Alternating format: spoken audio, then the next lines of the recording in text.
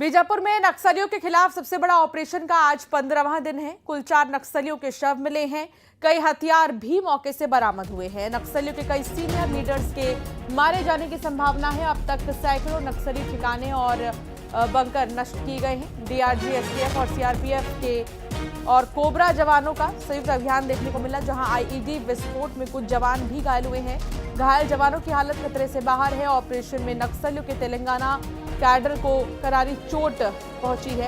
एक पखवाड़े बाद फोर्स को बड़ी सफलता मिली है। तेलंगाना कैडर के नक्सली नेताओं पर लगातार दबाव बढ़ रहा है। अंतर्राज्यीय सीमा पर नक्सलियों की गतिविधियों पर अंकुश फिलहाल लगा है। रंजन दास संवाददाता साथ जुड़ गए हैं। रंजन, क्या जानकारी मिल रही है इस अभियान को लेकर, इस मुठभेड़ को लेकर? जी बिल्कुल, ऑपरेशन करगुट्टा का आज 15वां दिन है। एक पखवाड़ा होने को है इस ऑपरेशन को, और ऑपरेशन में धीरे धीरे अब सफलता भी मिलने लगी है। 24 अप्रैल को जब ऑपरेशन ये जब शुरू हुआ था तब 3 महिला माओवादियों को मार गिरा था।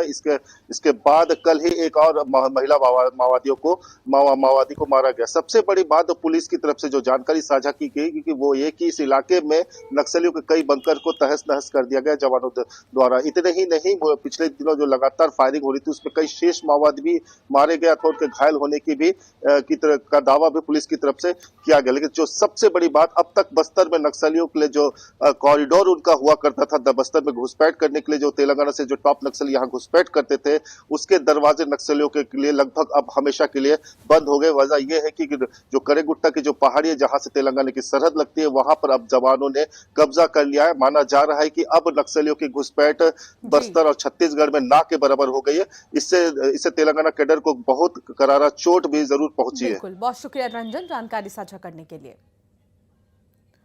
दुर्ग में स्वास्थ्य विभाग की बड़ी लापरवाही सामने आई है। मरीज की जान से खिलवाड़ किया गया है। मरीज को एक्सपायरी